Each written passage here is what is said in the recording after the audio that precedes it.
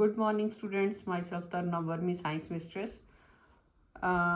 ਆਪਾਂ ਪਿਛਲੀਆਂ ਵੀਡੀਓਜ਼ ਦੇ ਵਿੱਚ 4 ਵੀਡੀਓਜ਼ ਦੇ ਵਿੱਚ ਬਾਈ ਪਾਰਟਸ ਲੈਸਨ ਫਸਟ ਕੰਪਲੀਟ ਕਰ ਲਿਆ ਸੀ ਔਰ ਅੱਜ ਇਸ ਵੀਡੀਓ ਦੇ ਵਿੱਚ ਮੈਂ ਇਸ ਦੇ ਕੁਐਸਚਨ ਆਨਸਰ ਡਿਸਕਸ ਕਰਨ ਲੱਗੀ ਹਾਂ।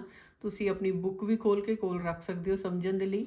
ਉਹਦੇ ਐਕਸਰਸਾਈਜ਼ ਦੇ ਕੁਐਸਚਨ ਹੈ। ਫਸਟ ਕੁਐਸਚਨ ਹੈ ਵੀ ਕਿਹੜੀ ਸਟੇਟਮੈਂਟ ਜਿਹੜੀ ਹੈ ਉਹ ਗਲਤ ਹੈ। ਇਹਦੇ ਵਿੱਚੋਂ ਆਕਸੀਡੇਸ਼ਨ ਰਿਡਕਸ਼ਨ ਮੈਂ ਕਰਾਇਆ ਸੀ। ਆਕਸੀਡੇਸ਼ਨ ਮਤਲਬ plus oxygen minus hydrogen, reduction minus oxygen plus hydrogen, इस तरह कराया सी ना। हुण ये इक्वेशन दिती हुई है, इस दे विचों ये दसना भी किहड़ी ये चारां विचों किहड़ा गलत है। ठीक है, तो इस दे विचों जिहड़ा है गलत lead is getting reduced. Lead ये जिहड़ा लैड है, लैड ऑक्साइड है, ये ऑक्सीजन अपने चों कढ रहा है, ना कि कल्ला lead.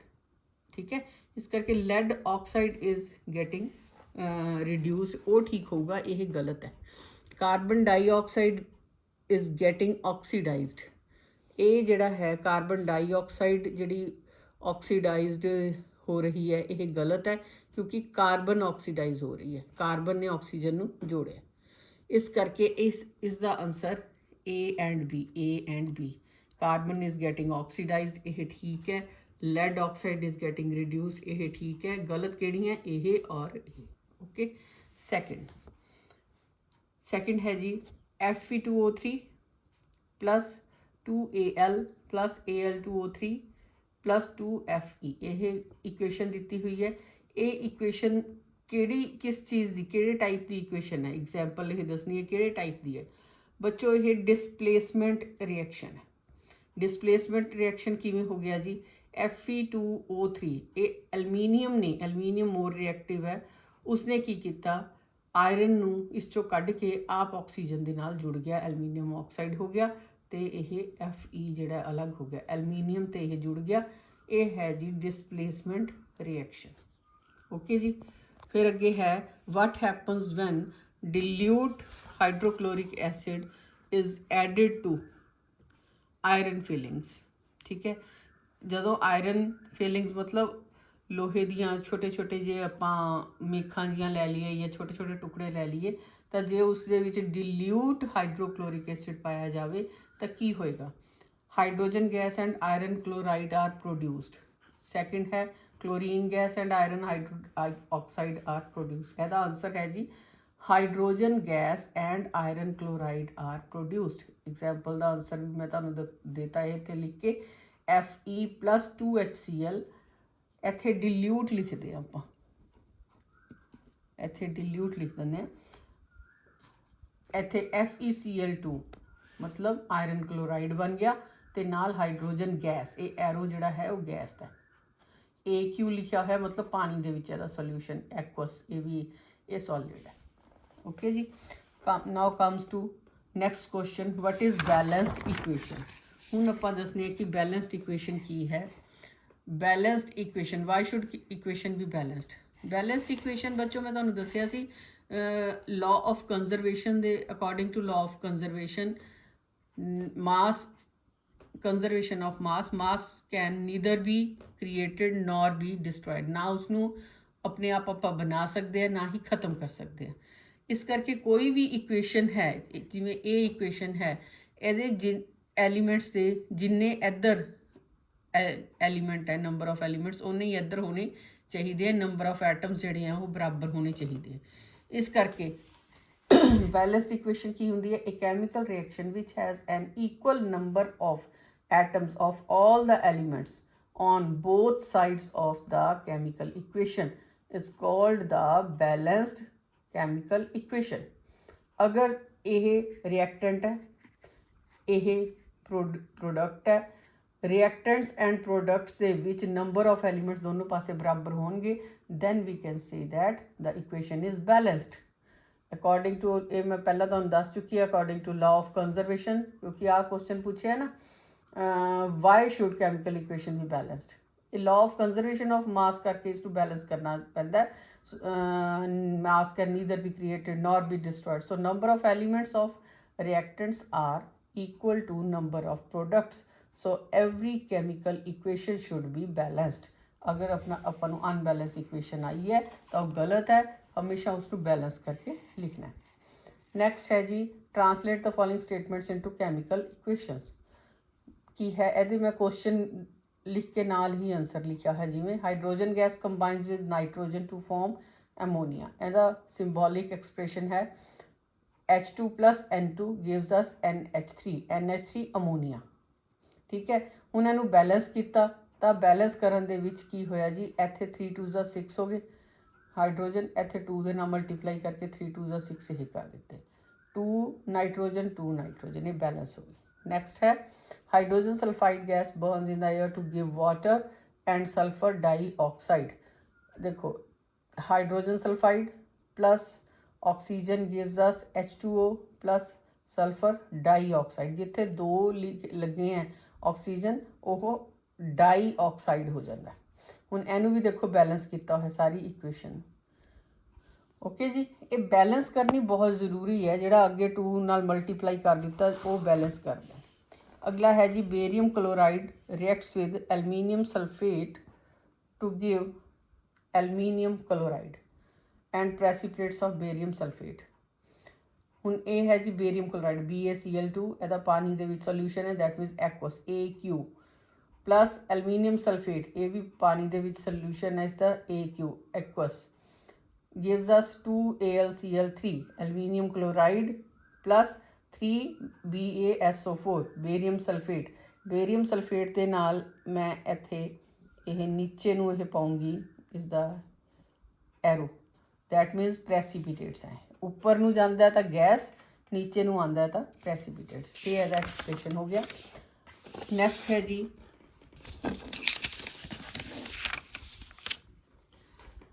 Potassium metal reacts with water to give potassium hydroxide and hydrogen gas. इसका एक्सप्रेशन लिख दिता पोटाशियम मेटल मतलब K पोटाशियम का symbol K water H2O gives us potassium hydroxide KOH plus hydrogen gas को G नाल भी लिख दिता इसनों असी इस तरह भी लिख सकते ऊपर। ओके जी ये फिर बैलेंस की पहले इक्वेशन लिख ली फिर बैलेंस की भी दोनों पासे जड़े हैं ये बराबर होने चाहिए। H2 हाइड्रोजन गैस है इत्थे ते आह तीसरा यह सी इसनू 2 दे नाल मल्टीप्लाई करता 4 2 4 हो गए। ठीक है ये 2 पोटाशियम हो गए। ये सारा जिहड़ा है हर इक्वेशन नूं तुसीं देखना है कि यह बैलेंस है कि नहीं है। नैक्सट है बैलेंस द कैमिकल इक्वेशनस। आपां नूं कैमिकल इक्वेशन दी है HNO3 plus CaOH2 gives us CaNO3 2 plus H2O। हुण इहनूं बैलेंस किवें करांगे पहलां आपां एक चीज़ लै लैनी है कोई भी एक लै लो भी वो बैलेंस है कि नहीं है। हुण इहदे विच देखो जी सब तो पहला भी हाइड्रोजन HNO3 ये हाइड्रोजन हो गए। ठीक हाइड्रोजन 1 हाइड्रोजन इत्थे 2। ठीक है इसनूं असी फिर 2 दे नाल मल्टीप्लाई करता भी इत्थे 2 हाइड्रोजन हो जान। हुण इत्थे 2 हाइड्रोजन हो गए NO3 जिहड़े हैं ये भी 2 हो गए ये भी NO3 2 हो गए इत्थे। ठीक ते कैल्शियम 1 ओके हुण इत्थे 2 ऑक्सीजन 2 दूनी 4 हाइड्रोजन ये हो गए इत्थे भी हो गया 2 ते 2 4 हाइड्रोजन हो गए। ये हो गया जी तुहाडा पूरा बैलेंस हो गया। इत्थे है अगला next NaOH plus H2SO4 Na2SO4 plus H2O sodium hydroxide. हुण इसनूं बैलेंस किवें करना असीं देखना है भी सोडियम कितना है इत्थे 1 इत्थे हैगा सोडियम 2 इसनूं 2 नाल मल्टीप्लाई करता इसनूं 2 नाल मल्टीप्लाई करन नाल ये सारा ही मल्टीप्लाई हो गया। ओके हुण ये देखना कि सोडियम तो 2 हो गए। हुण इधरले पासे देखना है भी ऑक्सीजन किन्ने इधर ऑक्सीजन 2 ये हो गए तो 4 ये हो गए 6 हो गए ना ये ऑक्सीजन। हुण इधर किन्ने सॉरी 6 नहीं 4 ते 2 हाँ ठीक है इधर हो गए 4 ऑक्सीजन ये हो गए तो 2 ऑक्सीजन ये हो गए। ठीक 4 ते 2 6। हुण इत्थे आ गया जी अगे SO4 एक SO4 एक सल्फर ए हो गया एक सल्फर ए हो गया S। ये सारा तुसी जिहड़ा हिट एंड ट्रायल मैथड है अपने आप तुसी इसनूं ਮਲਟੀਪਲਾਈ ਕਰਕੇ ਦੇਖੋਗੇ, ਬੈਲੈਂਸ ਕਰਕੇ ਦੇਖੋਗੇ, ਤੁਹਾਨੂੰ ਆ ਜਾਏਗਾ।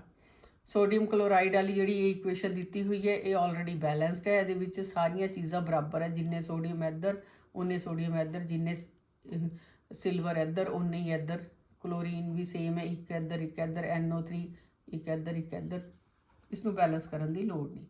Next equation barium chloride plus sulphuric acid, barium sulphate plus hydrochloric acid. ਤਾਂ ਇਸ ਦੇ ਵਿੱਚ ਦੇਖਣਾ ਹੁਣ ਤੁਸੀਂ ਵੀ ਕੀ ਹੈ। ਇੱਥੇ ਹਾਈਡਰੋਜਨ 2 ਹੈ, ਇੱਥੇ 1 ਸੀਗਾ, ਇਸ ਕਰਕੇ ਇੱਥੇ 2 ਦੇ ਨਾਲ ਇਸ ਨੂੰ ਗੁਣਾ ਕਰ ਦਿੱਤਾ। ਫਿਰ 2 ਹਾਈਡਰੋਜਨ ਹੋ ਗਏ, ਫਿਰ ਕਲੋਰੀਨ ਵੀ 2 ਹੋ ਗਏ ਕਿਉਂਕਿ ਮਲਟੀਪਲਾਈ ਹੋਇਆ।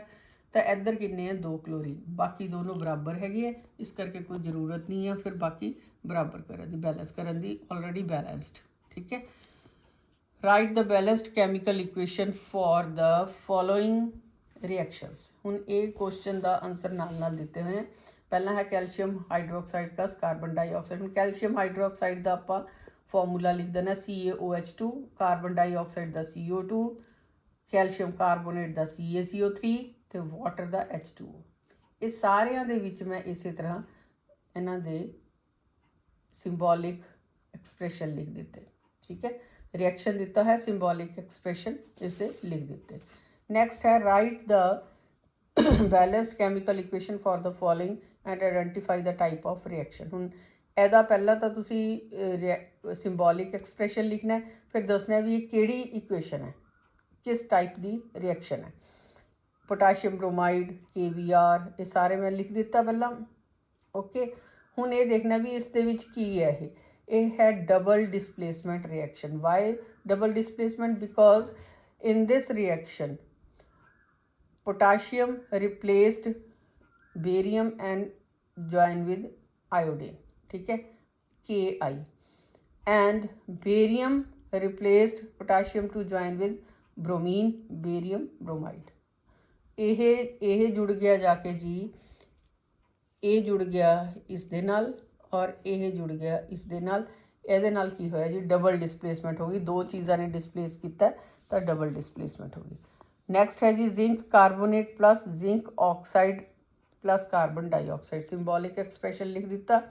ਔਰ ਇਸ ਦੇ ਵਿੱਚ ਕੀ ਹੈ, decomposition reaction. Because in case of decomposition reaction substance compound is compound breakups to form two elements ZnCO3। ਇੱਕ ਸੀਗਾ, ਇਸਨੇ ਟੁੱਟ ਕੇ 2 ਬਣਾ ਦਿੱਤੇ, ਇਹਨੂੰ ਕਹਿੰਦੇ ਡੀਕੰਪੋਜੀਸ਼ਨ ਰਿਐਕਸ਼ਨ। ਓਕੇ ਜੀ, ਹੁਣ ਨੈਕਸਟ ਹੈਗਾ ਆਪਣਾ 8th ਕੁਐਸਚਨ ਤੇ ਆ ਗਏ ਆਪਾਂ।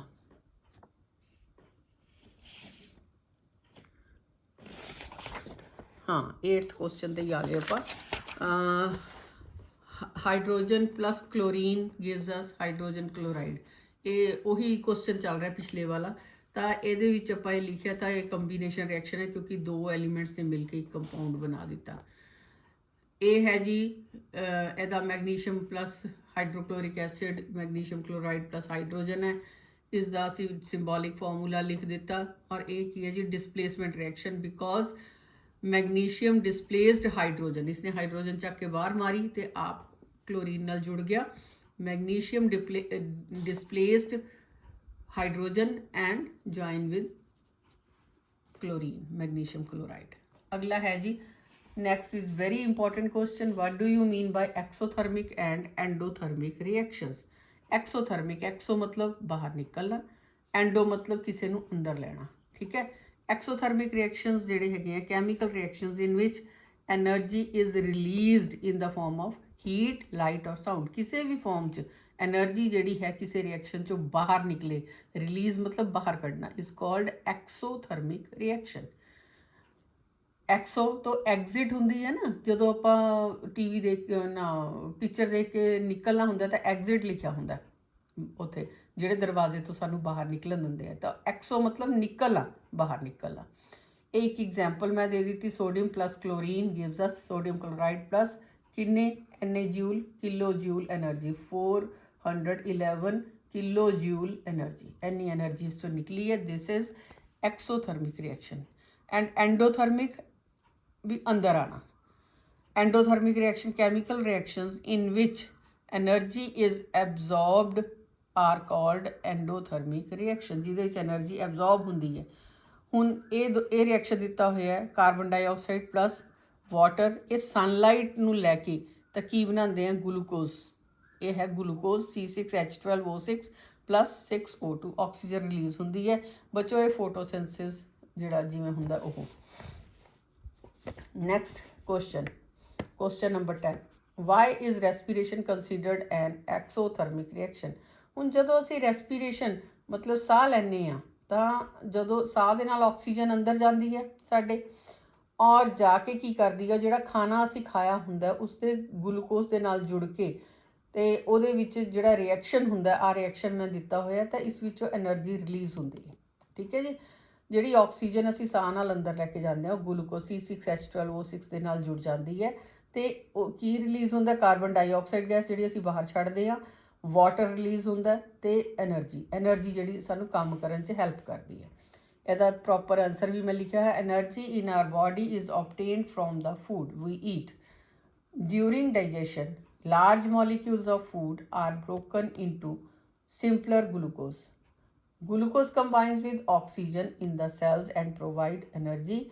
This combustion reaction is called respiration. ठीक है, since energy is released in respiration, so it is called an exothermic reaction.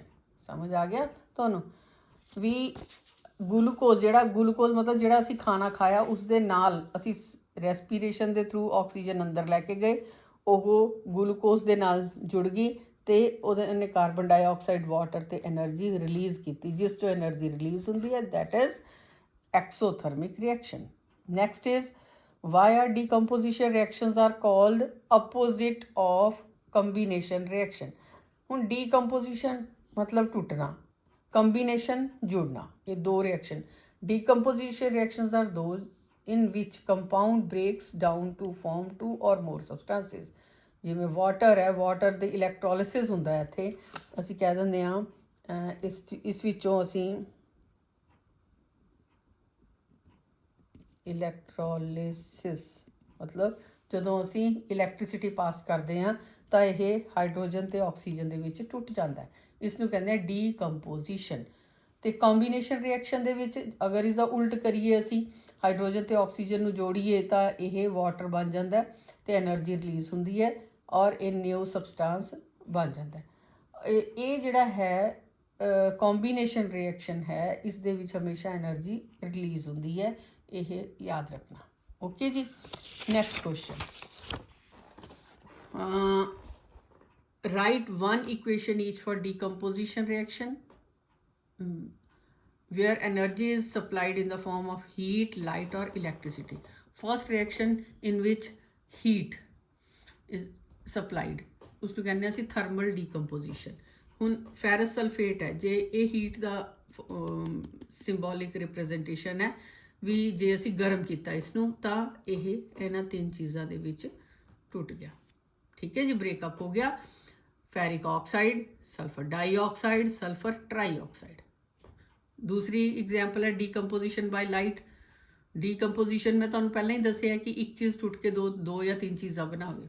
Silver chloride नूं जो असीं लाइट दे विच या सनलाइट 'च रखदे हां तां इह दो चीज़ां दे विच ब्रेकअप हो जाता है, सिल्वर प्लस क्लोरीन गैस निकल आती है। थर्ड है इलैक्ट्रिसिटी। अगर असी एक वाटर दे विचों ते एक एलमीनीयम ऑक्साइड की एग्जाम्पल इत्थे मैं लै ली फॉर अ चेंज, नहीं तो वाटर की एग्जाम्पल भी अच्छी है, H2O वाली भी।